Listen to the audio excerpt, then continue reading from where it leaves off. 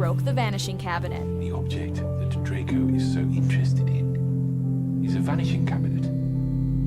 A vanishing cabinet? Much of the sixth book revolves around Harry's attempts to prove that Malfoy is up to something sinister at Hogwarts. In the end, we find out that, of course, Harry was right all along, and Malfoy had been attempting to fix a broken vanishing cabinet in order to transport Death Eaters into the school.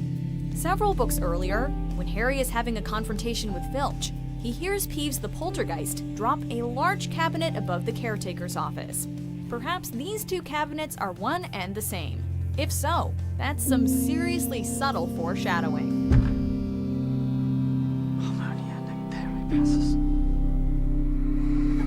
Number 7. Snape's last words. Hide them all.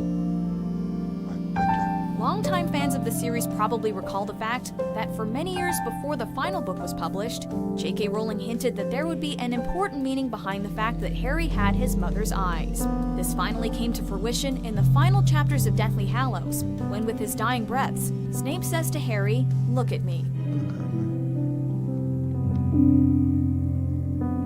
Only later do we find out about Snape's feelings for Harry's mother Lily, when Harry delves into the professor's memories. Rowling never explicitly spells this one out, but you can assume that Snape wanted the last thing he saw to be the eyes of the woman he loved. Even your mother's eyes. Number 6. Snowball Fight. Who was that? This delightful Easter egg must have been intentionally written in by the author.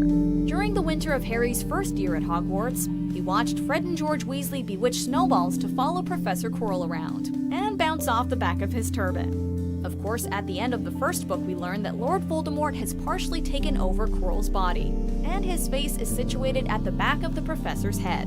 We can only imagine the laugh J.K. Rowling had to herself when imagining snowballs hitting Voldemort right in the face. Harry! Bloody hell, Harry. Number 5. The Gleam of Triumph. I put you in terrible danger this year, Harry. I'm sorry. At the end of the Goblet of Fire, when Harry has just escaped his encounter with Voldemort in the graveyard, he's discussing his experience with Dumbledore when something curious happens. Harry notices a gleam of something like triumph in the headmaster's eyes. Considering readers had to wait 3 years for the next book to come out, they had plenty of time to speculate about this oh-so-subtle hint. It was only in the final novel, though, that this was finally clarified, because Harry learns of the tale of the 3 brothers. The brother who chose the Elder Wand wanted power, the brother who chose the Resurrection Stone longed for his lost love, and the brother who chose the Invisibility Cloak greeted death like an old friend. These characters are mirrored by 3 of the major players in the Harry Potter books: Voldemort, Snape, and Harry himself. Voldemort wanted power, Snape loved and lamented the loss of Lily, and in the end, Harry showed that he was not afraid of death, who, by the way, may be the part Dumbledore plays in all this. He then greeted death as an old friend. Number 3. A Horcrux hint. I am Professor Trelawney. Together we shall cast ourselves into the future. This is one of those tiny details that could possibly be a coincidence, or could be a well-buried hint from J.K. Rowling. Professor Trelawney is making predictions about Harry, and hazards a guess that he was born in midwinter. This is, of course, wrong, because his birthday is July 31st. Readers could just take this as one of the many examples of Trelawney being a bit of a crackpot. Have I said something? Interestingly, though, Voldemort's birthday is December 31st, which is midwinter. And in Deathly Hallows, we find out that a part of Voldemort has always been within Harry. Could it be that she was sensing someone else's birthday? My dear,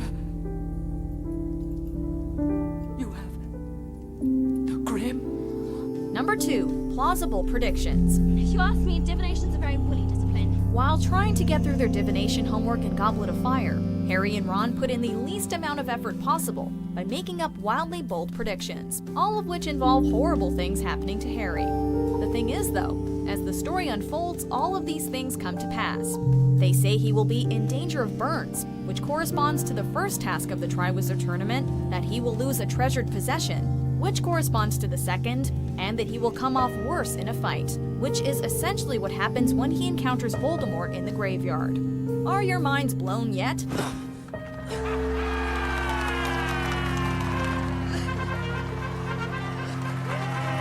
Number 1. unlucky 13. Innocent blood shall be spilt, and servant and master shall be reunited once more. At Christmas in Prisoner of Azkaban, Professor Trelawney won't sit down for dinner because that would make a group of 13, which would mean the first person to rise from the table would die. Everyone dismisses her folly, but in actuality there already were 13 people around the table if you count Peter Pettigrew disguised as Ron's rat Scabbers. Dumbledore was the first to rise, and also the first of the group to die. In Book 5, there are 13 people dining together when Sirius is the first to rise, which foreshadows his untimely death.